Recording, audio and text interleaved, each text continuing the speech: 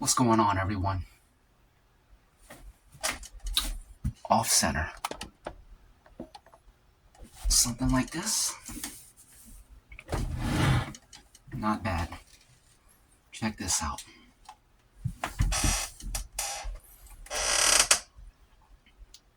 This is rice with 2 fried eggs. And a lot of spices. You think I put enough spices? I think I put too much. But that's alright. It has soy sauce, garlic powders, oreganos, cilantros, black peppers, garlic powders, and chili powders.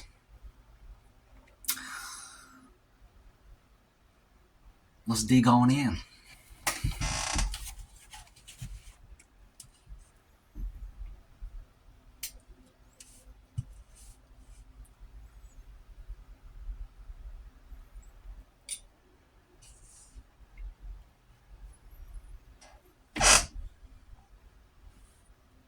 See the spices? That's a good amount of spices.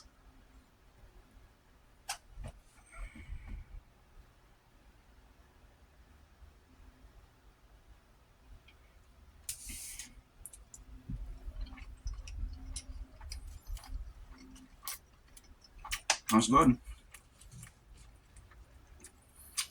Can't taste the spices as much as I thought I would. Probably because they're old. They are years old.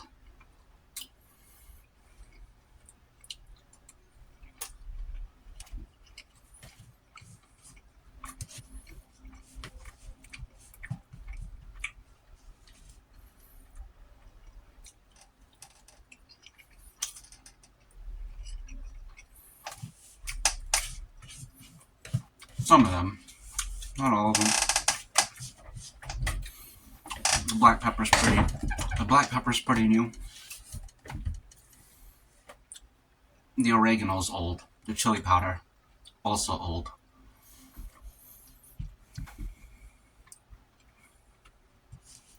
The cilantro, a few years old, but not as old as the chili powders and oreganos.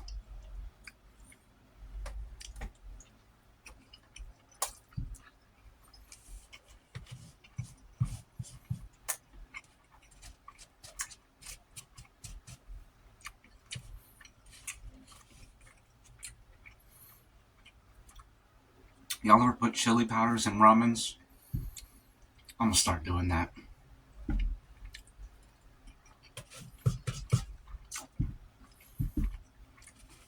Maybe tonight.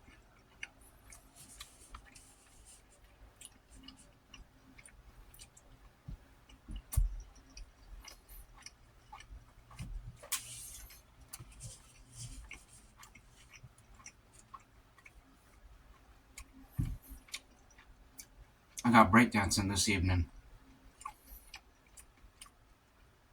Looking forward to it.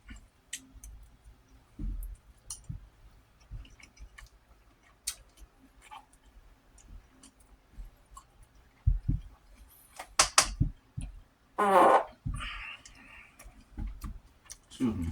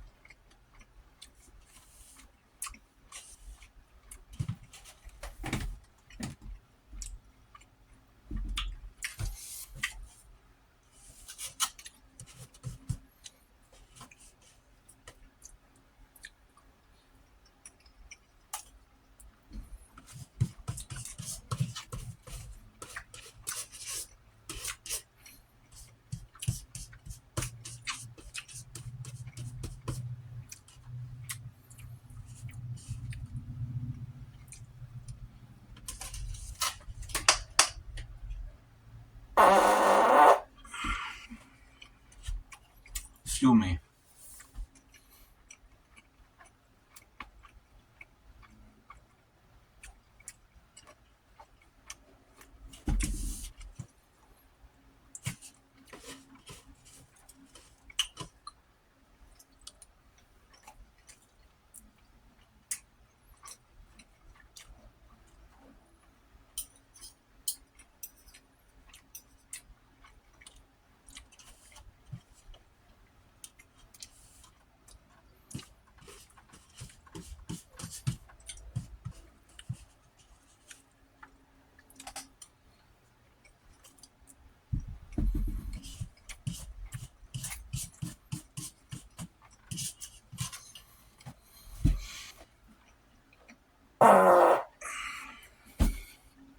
Excuse me.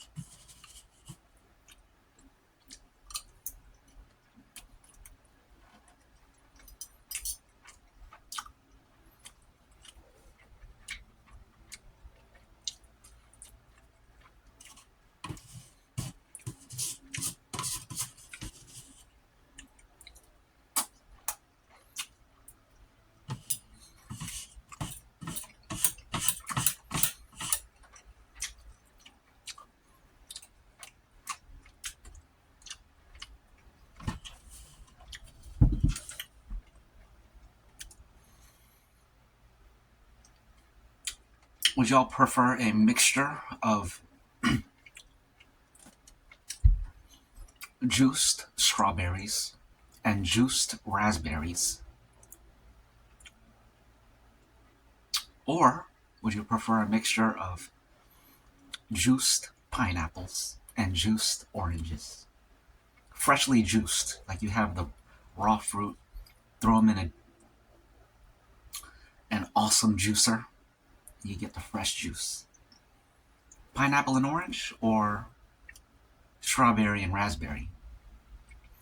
I'd have to, excuse me. Excuse me. Personally, I would pick the orange and pineapple. That sounds delicious. But strawberry and raspberry also very good.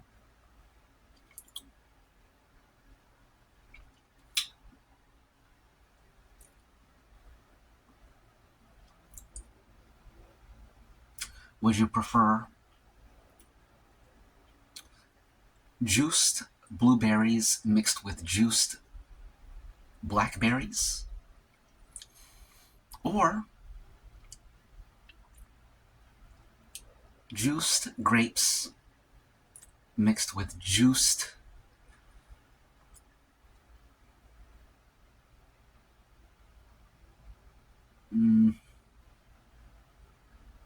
those dark cherries. You know, the ones that got the big old seeds in them? I forget what kind of cherries those are. But them juiced cherries and juiced grapes, or juiced blueberries and juiced blackberries. I pick the juiced. I pick the. Excuse me. Excuse me. I pick the juiced grapes mixed with the juiced dark cherries. How about y'all? Excuse me. Excuse me.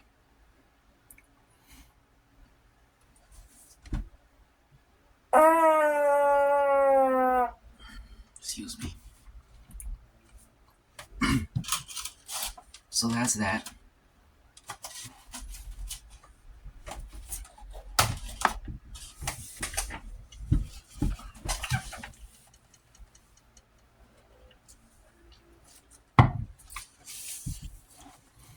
Would you prefer juiced watermelons with juiced raspberries, excuse me, or would you prefer, hold on, no, go back. Would you prefer juiced watermelons with juiced strawberries, or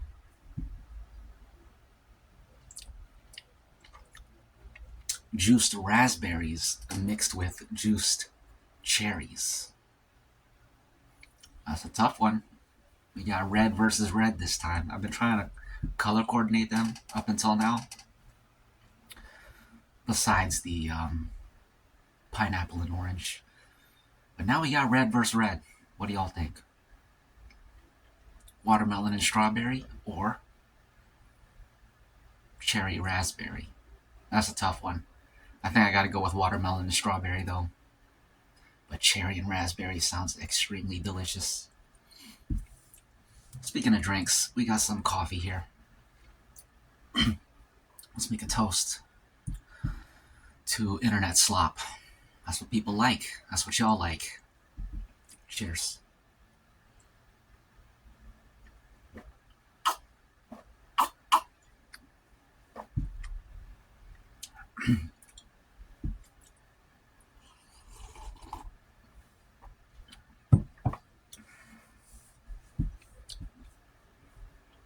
We're going to play one round of rock, paper, scissors. You only get one chance.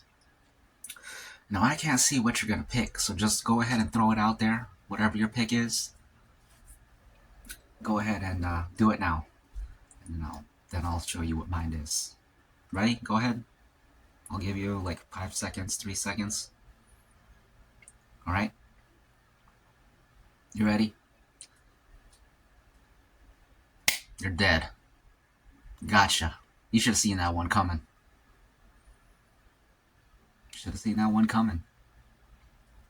Anyways, that's not the end of the video. We're still talking. We're still toasting. What's the next toast?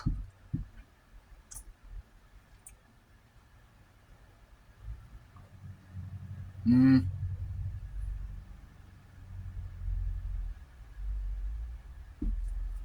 next toast is to books, literature. Something y'all don't know anything about. That's why I gotta tell it. That's why I gotta tell you. That's why I gotta teach you. So, here's to literature and, excuse me. Cheers.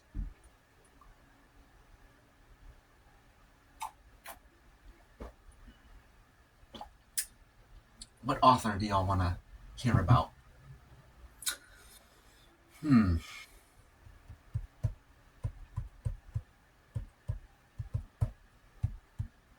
I got a lot of Ward Hawkins and a lot of Simon Hawke.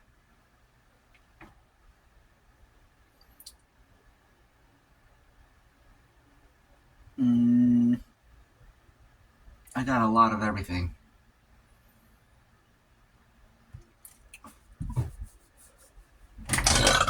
Excuse me.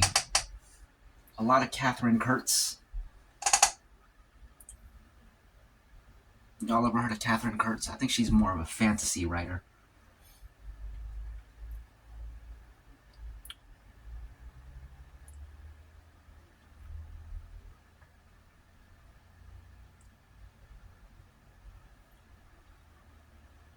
Cool. A lot of cool stuff. Carol Nelson Douglas. Got a lot of her too.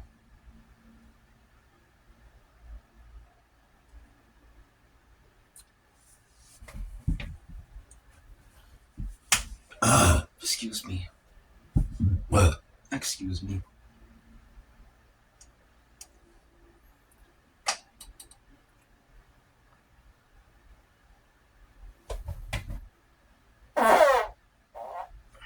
Pardon?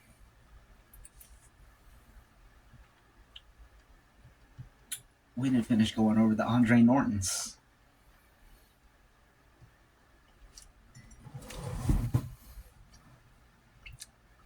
I looked her up after that video.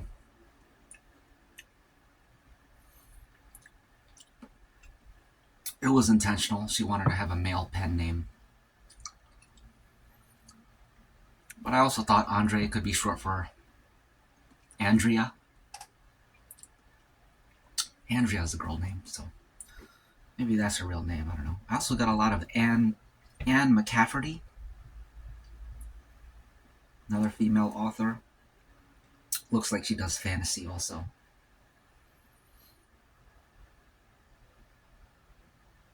She has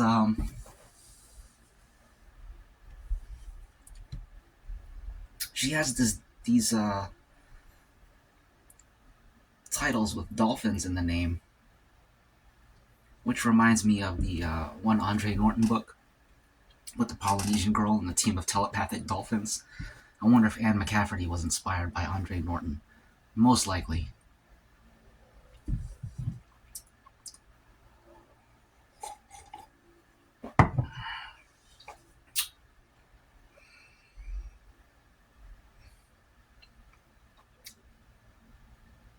The Dolphins of Pern. The Dragon Riders of Pern. What does it say? The something of Pern. The Renegades of Pern. Check out these pictures. The Renegades of Pern. That's cool, man. I'm interested in the Dolphins of Pern. Let me take a look. Take a look. It's in a book. A Reading Rainbow. That's cool. She's an international best-selling author. Doesn't surprise me. The Dolphins of Pern. You got a man riding a winged beast. A dragon of some sort. And then you got a woman riding a dolphin. Very cool. Although, with a title like The Dolphins of Pern, the dolphin should have been the focus of the picture, not a dragon. I wanted to see dolphins. Let's read the back. Or do we want to read the book jacket?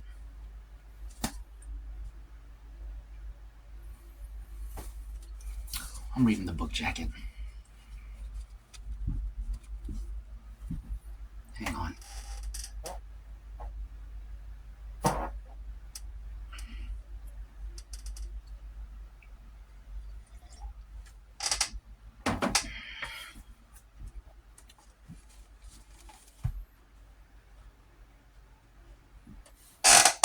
Okay.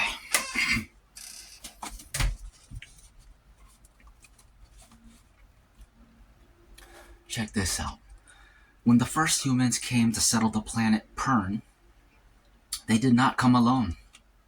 Intelligence-enhanced dolphins also crossed to the stars. That's very cool. To colonize the oceans of the new planet, while their human partners settled the vast continents. I like that. But then disaster struck in the form of Thread with a capital T. Thread, deadly silver spores that fell like rain from the sky, devouring everything and everyone in their path. And as the human colonists dream of a new idyllic life, shattered into a desperate struggle for survival, the dolphins were forgotten, left to make their own life in the seas of Pern. That's sad. As time went by, human memory of dolphins was lost to legend, and only the occasional tall tale of shipfish in quotes. The tall tale of shipfish rescuing fishermen lost at sea kept the legend alive, but the dolphins never forgot, and from generation to generation they preserved their oral history against the day when humans at last might remember their old friends, and once again the seas would resound with the ringing of dolphins' bells from docks and ships. Wow. This is beautiful. Now, centuries later, the Dragon Riders of Pern were on the verge of ridding their planet of Thread forever. But Telion, T apostrophe lion, maybe it's T lion. But Battalion, a young bronze rider, that must be him on the cover. Excuse me.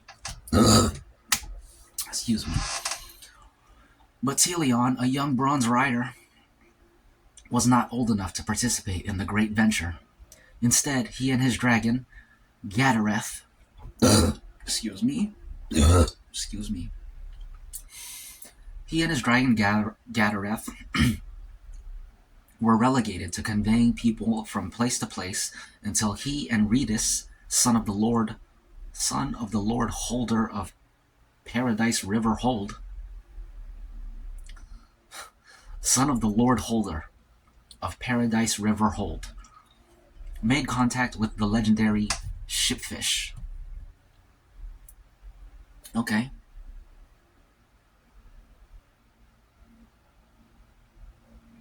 Hang on.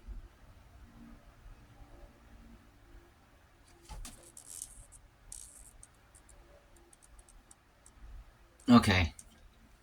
That's not a woman riding a dolphin. It's a man. That's Redis. And that is Teleon on the dragon. And as the dragon riders grappled with the ending of an era, Teleon, Redis, and the dolphins faced the start of a new one, reviving the bond between land and ocean dwellers, and in the process, resurrecting the dreams of the first colonists of Pern. I can feel myself about to get goosebumps. That's a beautiful plot. Can you imagine that?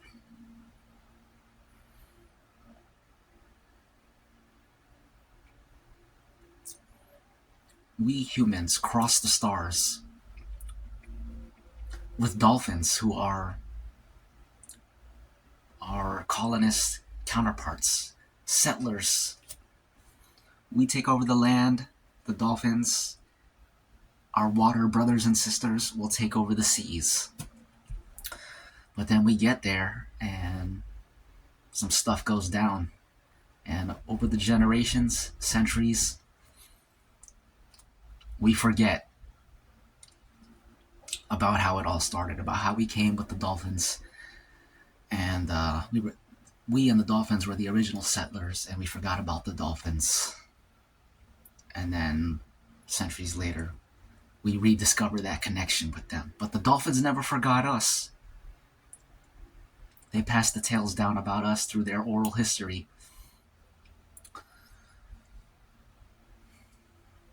That's amazing. I love that.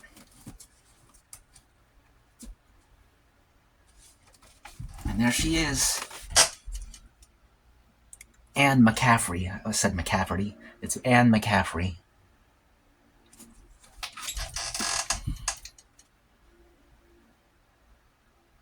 Anne McCaffrey shuttles between her home in Ireland and the United States, where she picks up awards and honors and greets her myriad friends.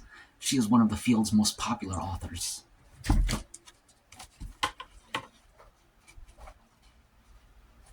Seems like a great book, The Dolphins of Pern. What year did this come out?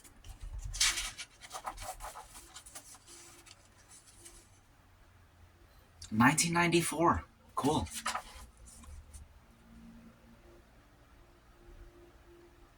To my granddaughter, Eliza Oriana Johnson, a princess in waiting. That's sweet. Okay, so that was the Dolphins of Pern. Now I'm interested in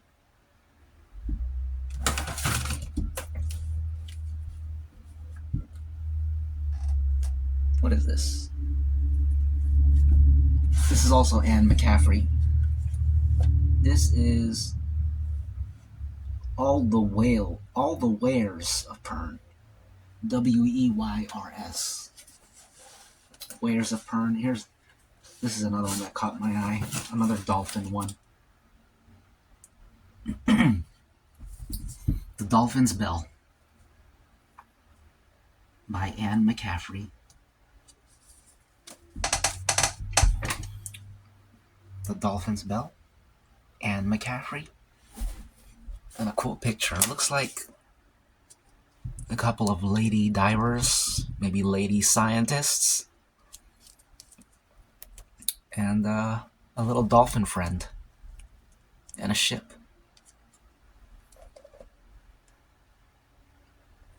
Even the front of the ship is very dolphin-like in its design. Is that called the bow? Maybe the bow is the back of the ship. I forget what the front is called. Or maybe the front is the bow, or the bow. I don't know. It don't matter. Let's check this out. Okay. We're in the same story. This is when the humans first arrived on Pern. A thrilling novella of the early days on Pern, with illustrations and border decorations by Pat Morrissey. 9 years after human beings first came to the planet Pern, the colony at Landing with a capital L, far to the south faced a catastrophe that threatened to undo much of what they had all worked so hard to accomplish. 2 long-dormant volcanoes were on the verge of erupting. Excuse me. And the settlers' only hope of survival was to rejoin those who had long since gone north, seeking a haven from Threadfall. It was a time when the magnificent telepathic dragons were yet in their infancy, a time when the humans' most dependable allies in the taming of a world were the dolphins they'd brought from Earth.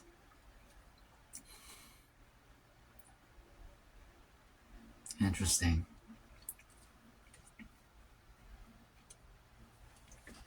It says telepathic dragons were yet in their infancy, in quotations, which the infancy being the time when humans' most dependable allies in taming of a world were the dolphins they brought from Earth.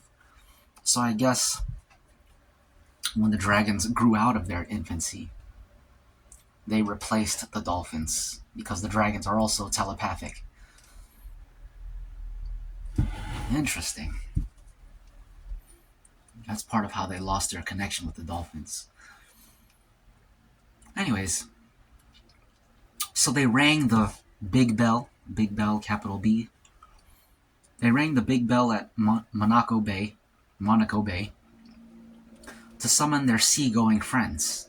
For with the dolphins' aid, the landing colonists at least stood a chance of moving not only themselves, but their vital, irreplaceable equipment and supplies to the new location. Yet, it would be a long and treacherous journey for humans and dolphins alike, filled with unexpected perils. With more than 14 million books sold in the English language alone, Anne McCaffrey is the most successful woman writer of commercial science fiction ever. Between her frequent appearances in the United States and England as a lecturer and guest of honor at science fiction conventions, Miss McCaffrey makes her home at Dragonhold in the hills of County Wicklow, Ireland, with assorted horses, cats, and a dog. Of herself, she says, "I have green eyes, silver hair, and freckles. The rest changes without notice."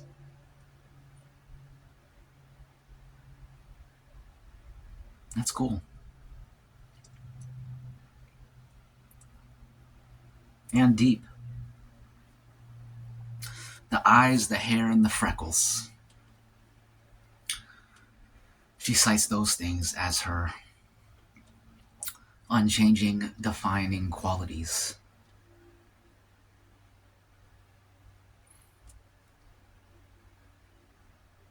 Cool.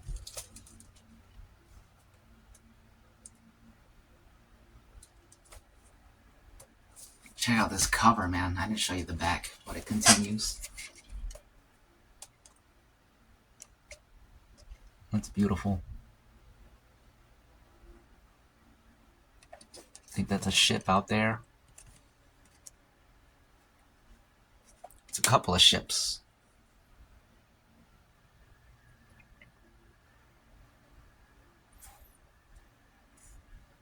Is that a ship being towed by a dolphin? No, they're both ships of some sort. Actually, that might be some sort of docking station. That's a ship, and then those are other ships' sails in the distance. Actually, those aren't... Yeah, they look like sails.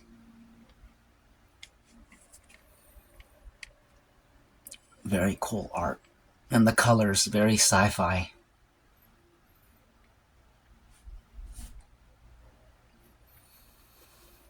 They always have them cut those skies with the colors that make, at least me, they make me feel kind of sad.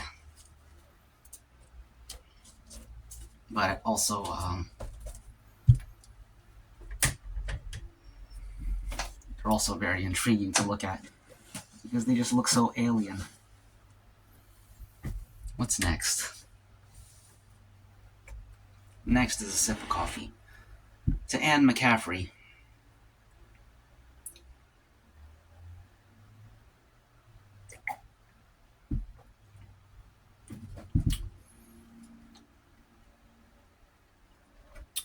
Have y'all ever heard of Aldous Huxley? He's very famous in the literature world, but I have not read a single book from him. But I hear him referenced a lot. I got a couple Aldous Huxley books, and I believe they're both classics.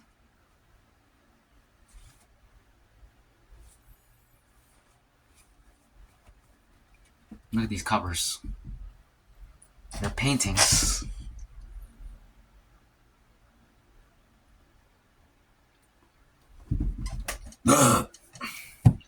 Excuse me. The print is so small in this.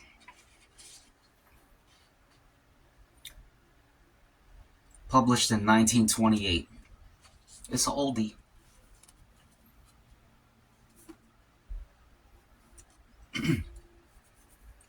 Point Counterpoint by Aldous Huxley. A brilliantly witty, probing view of the empty lives, the postures and pretenses of modern man. That depresses me already. Unflagging in its spirits and unflagging in its intelligence, Point Counterpoint vindicates Mr. Huxley's right to be considered the most able and contemporary satirists and the most perfect representative of the mood which he describes.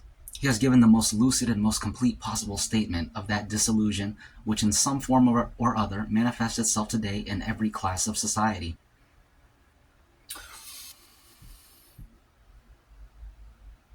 Huxley's prose, well, that review was from Joseph Woodcrutch from the New York Herald Tribune. This one's from Alexander Henderson. Huxley's prose has the rhythm of a very brilliant conversation among a small but choice group of cultured, intelligent, and uninhibited men and women, all familiar with each other, all able to catch every allusion to a common past, and each an expert on some branch of human culture, always ready to contribute his or her drop of fine essence to the final rich fragrance. That's beautiful. L.P. Hartley from the Saturday Review in London says, "It is an imposing and dangerous dish, not meant for queasy stomachs."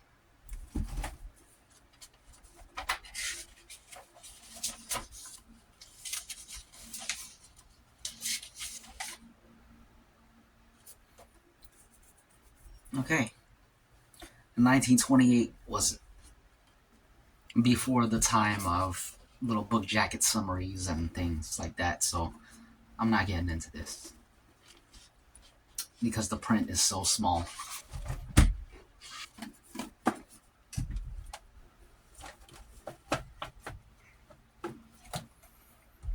This is Aldous Huxley Chrome Yellow. That last one is from 1928. This one is from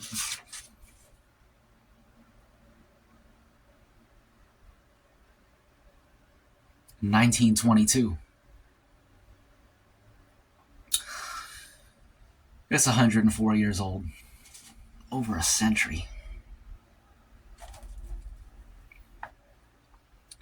This famous novel is Huxley's bold exploration into love and sex. When it first appeared, it struck the reading public like a bolt of lightning. It was denounced on both sides of the Atlantic. It was forbidden to the young, and even credited with, or blamed for, according to Viewpoint, the downfall of post-Victorian standards of morality. After more than 30 years, it remains an immortal masterpiece of wit and passion. Sounds boring.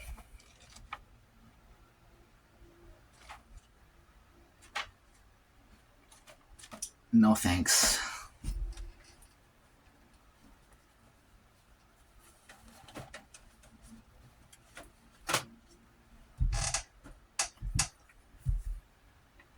What else we got?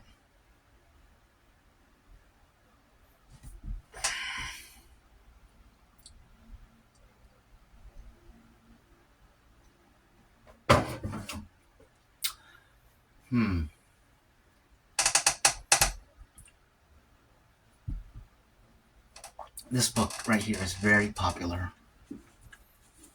This is one that a lot of people believe needs to be made into a movie or a series. I hope it never does, because they always disappoint.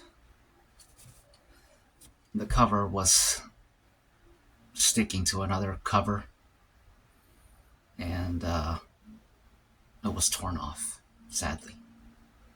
Luckily, the back is intact. This is Isaac Asimov, a true god of sci-fi.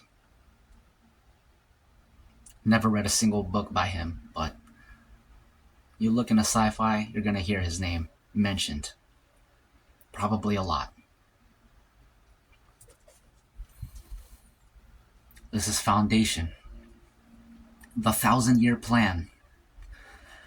The Galactic Empire had lasted for 12,000 years and ruled over 1 million planets, but now it was dying.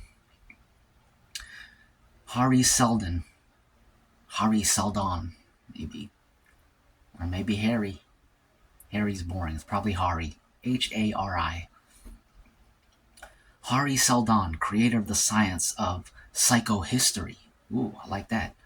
Creator of the science of psychohistory, knew that its death would be followed by 30,000 years of brutal barbarism and savage warfare. Dang. The Galactic Empire. So the Galactic Empire has ruled over 1 million planets for 12,000 years, and because of this dude's knowledge of psychohistory, he knows that at the end of these 12,000 years, when the empire collapses, it's going to be followed by 30,000 years of violence and chaos. Let's continue. To preserve knowledge and shorten the dark period to a mere 1,000 years, Hari Seldon set up the Encyclopedia Foundation and staffed it with the best scholars and scientists of the empire. Then he placed it upon Terminus, a bleak world at the edge of the galaxy. Okay. So like a little time capsule. Right? They can preserve things. But now the Empire was retreating, leaving the Foundation isolated and unprotected. Around it, little barbarian kingdoms were already beginning their wars in search of dominance. The Foundation knew itself as the only hope of mankind. But what could it do, alone and helpless? Excuse me. Against the greed of the warlords who were reaching out to conquer and destroy it. The Foundation series covers a tremendous sweep of future history and tells the story of a single planet facing the might of an entire galaxy. Dang.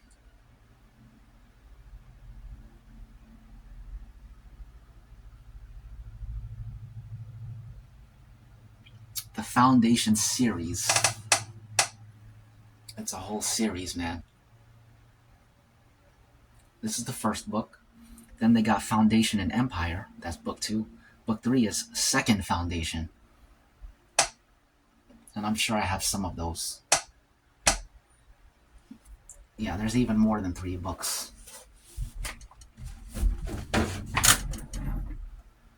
There's a lot. Dang. Maybe some of them are like spin-offs aside from the main trilogy. There's Foundation and Earth, Foundation's Edge, Foundation and Empire, Second Foundation. That was the third book here, I think. Second Foundation. What's this?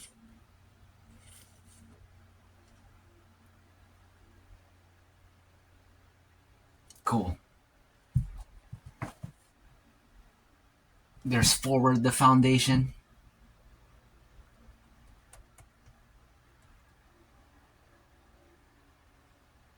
Cool, cool. A lot of cool stuff, man. Let's put this back.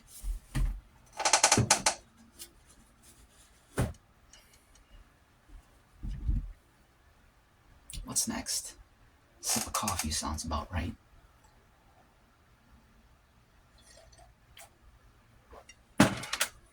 Let's read some more Starship Troopers. I'll pick up right where we left off.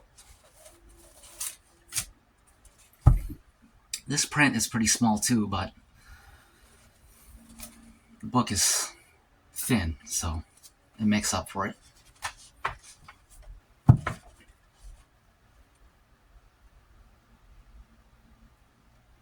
I don't remember where I was.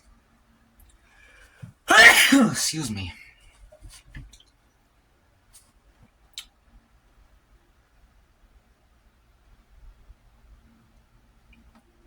Let me see if I can figure out where I was.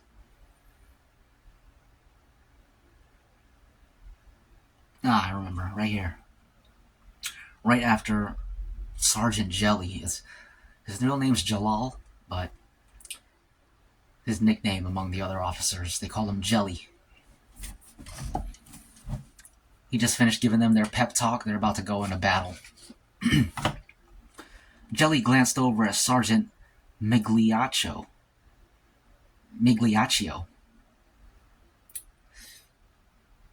Some kind of Italian name. First section leader. That's who Sergeant Migliaccio is. Migliaccio. 5 minutes for the Padre, he stated.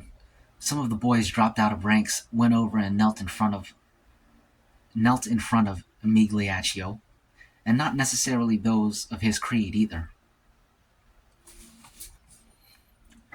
Muslims, Christians, Gnostics, Jews, whoever wanted a word with him before a drop, he was there.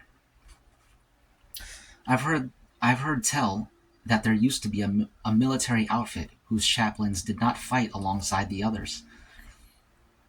But I've never been able to see how that could work. I mean, how can a chaplain bless anything he's not willing to do himself? In any case, in the mobile infantry, everybody drops and everybody fights. Chaplain and cook and the old man's rider. Once we went down the tube, there wouldn't be a roughneck left aboard, except Jenkins, of course, and that's not his fault. Jenkins was the guy they pulled out because of, I forget, some medical issue. I didn't go over. I was always afraid somebody would see me shake if I did, and anyhow, the Padre could bless me just as handily from where he was. But he came over to me as the last straggler stood up and pressed his helmet against mine to speak privately.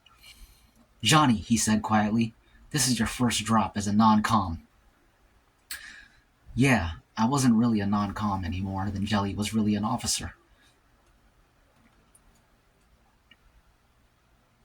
"Just this, Johnny. Don't buy a farm. You know your job. Do it. Just do it. Don't try to win a medal." Thanks, Padre. I shan't."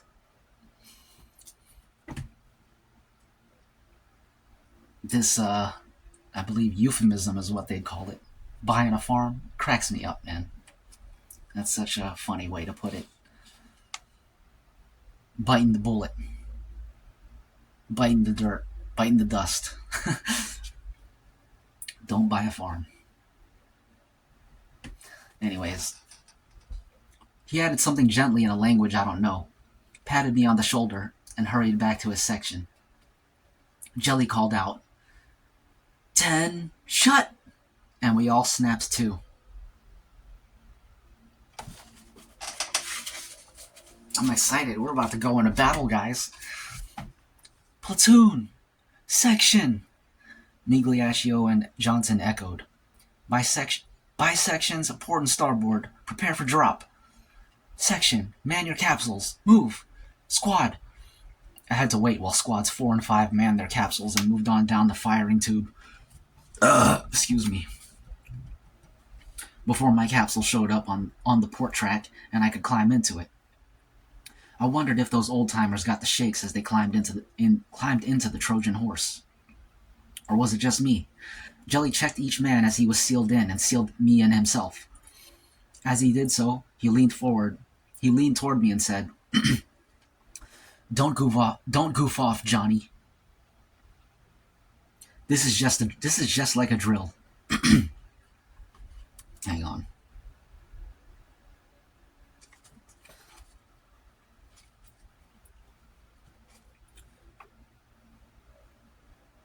The top closed on me and I was alone. Just like a drill, he says. I began to shake uncontrollably. Then in my earphones, I heard Jelly from the center line tube. Bridge! Ratchak's Roughnecks! Ready for drop! 17 seconds, Lieutenant! I heard the ship captain's cheerful contralto replying, and resented her calling Jelly Lieutenant. To be sure, our lieutenant was dead, and maybe Jelly would get his commission, but we were still Ratchak's Roughnecks. She added, Good luck, boys. Thanks, Captain. Brace yourselves. 5 seconds. I was strapped all over. Belly, forehead, shins, but I shook worse than ever. This is cool, man. It's better after you unload. Until you do, you sit there in total darkness, wrapped like a mummy against the acceleration. Barely able to breathe, and knowing that there is just nitrogen around you in the capsule. Even if you could get your helmet open, which you can't, then knowing that the capsule is surrounded by the firing tube anyhow, and if the ship gets hit before they fire you, you haven't got a prayer. You'll just die there, unable to move, helpless. It's that endless wait in the dark that causes the shakes, thinking that they've forgotten you. The ship has been hulled and stayed in orbit, dead, and soon you'll buy it too, unable to move. Choking.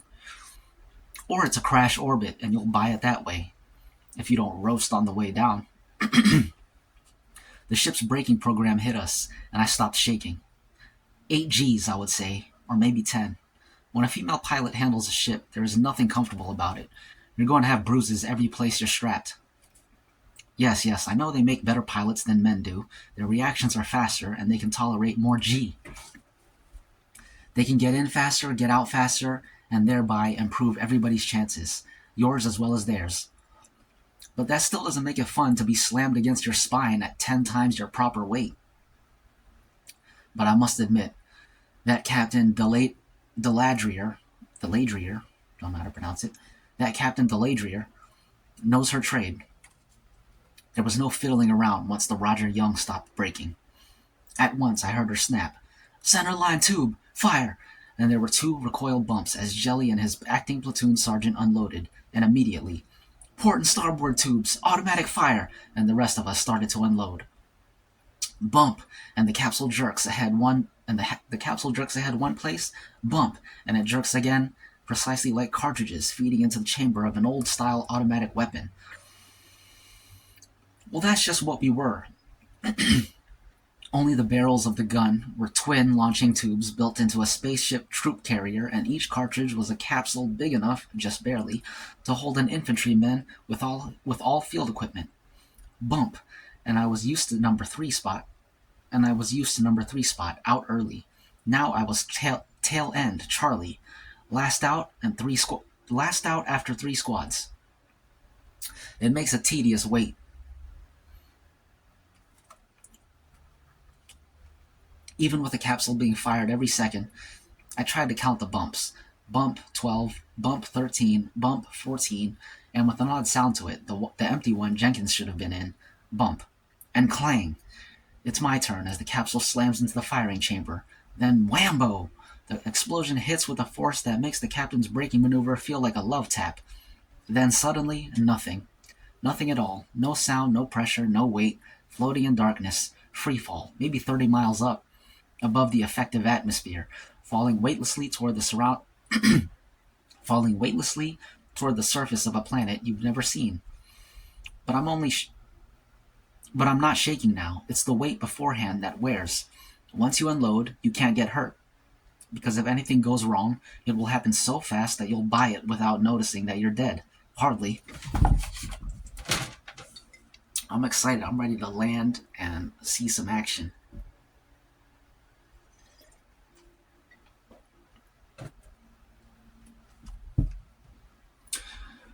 Almost at once, I felt the capsule twist and I felt the capsule twist and sway, then steady down so that my weight was on my back, weight that built up quickly until I was at my full weight. 0.87 G, we had been told. For that planet, as the capsule reached terminal velocity, for the thin upper atmosphere. A pilot, who is a real artist, and the captain was, will approach and brake so that your launching speed, as you shoot out of the tube, places you just dead in space relative. Excuse me. Places you just dead in space relative to the rotational speed of the planet at that latitude. The loaded capsules are heavy. They punch through the high, thin winds of the upper atmosphere, excuse me, without being blown too far out of position. But just the same, a platoon is bound to disperse on the way down, lose some of the perfect formation in which it unloads. A sloppy pilot can make this still worse, scatter a strike group over so much terrain that it can't make rendezvous for retrieval, much less carry out its mission. An infantryman can fight only if somebody else delivers him to his zone. In a way, I suppose pilots are just as essential as we are. Of course they are. I could tell from the gentle way my capsule entered the atmosphere that the captain had laid us down with as near zero lateral vector as you could ask for. I felt happy. Not only a tight formation when we hit, and no time wasted, but also a pilot who puts you down properly is a pilot who is smart and precise on retrieval. The outer shell burned away, and I sloughed off, unevenly, for I tumbled. Then the rest of it went, and I straightened out. The turbulence brakes of the second shell bit in, and the ride got rough, and still rougher as they burned off, one at a time, and the second shell began to go to pieces.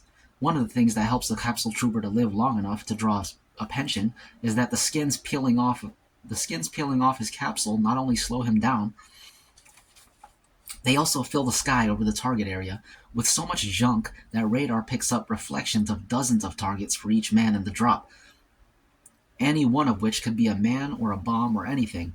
It's enough to give ballistic computers nervous breakdowns, and it does. To add to the fun, your ship lays a series of dummy eggs in the seconds immediately following your drop, dummies that will fall faster because they don't slough.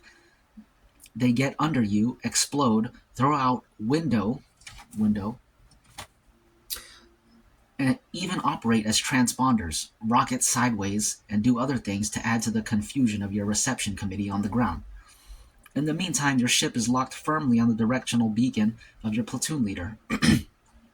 Ignoring the radar noise it has created and fallen you in, computing your impact for future use.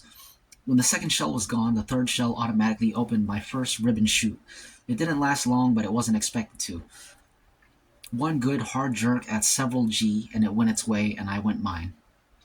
The second shoot lasted a little bit longer, and the third shoot lasted quite a while. It began to be rather too warm inside the capsule, and I started thinking about landing.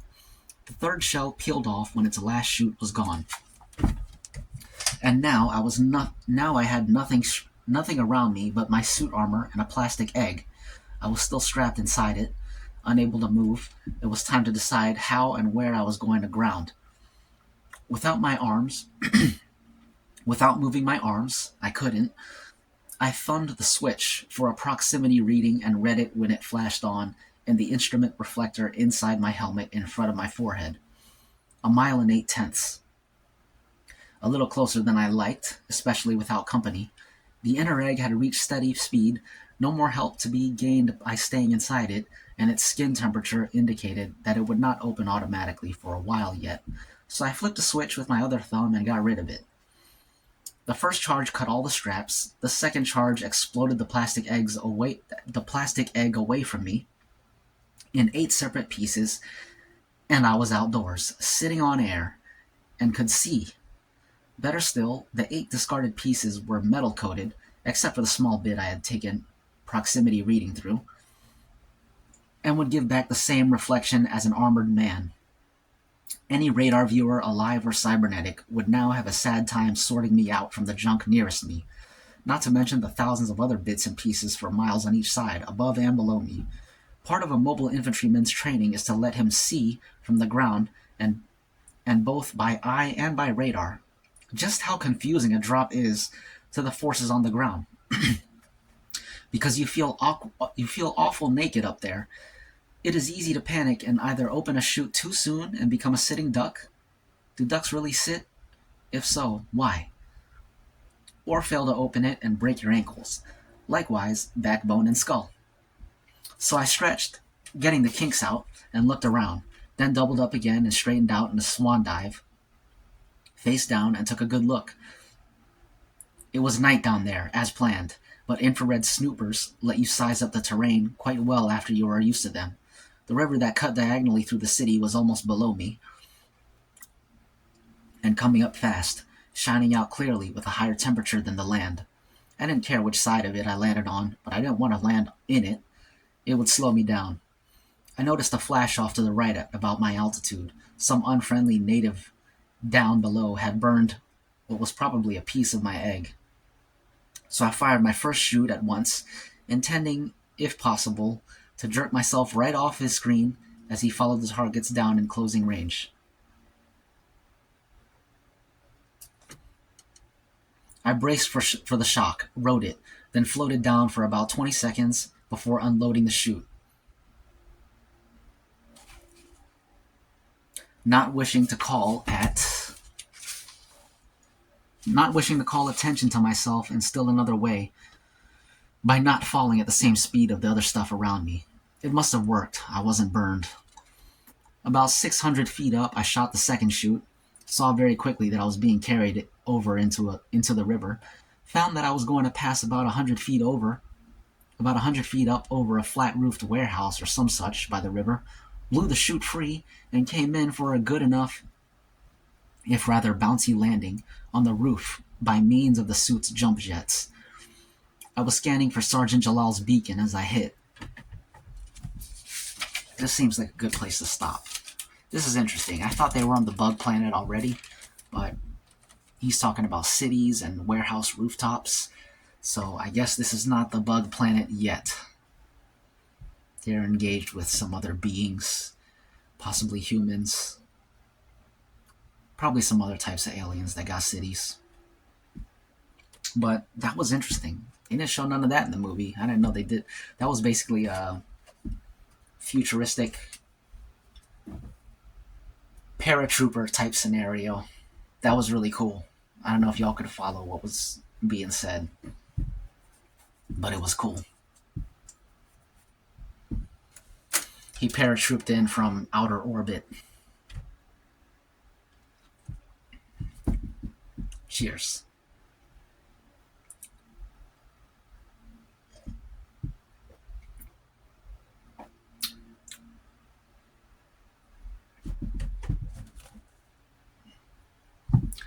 We got that much left, so we'll make a toast and get out of here.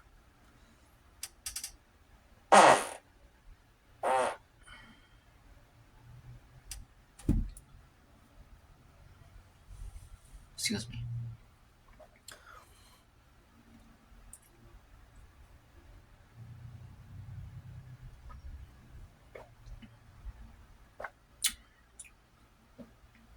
I forgot to make the toast, but it doesn't matter because you're dead. The toast is rest in peace. See ya.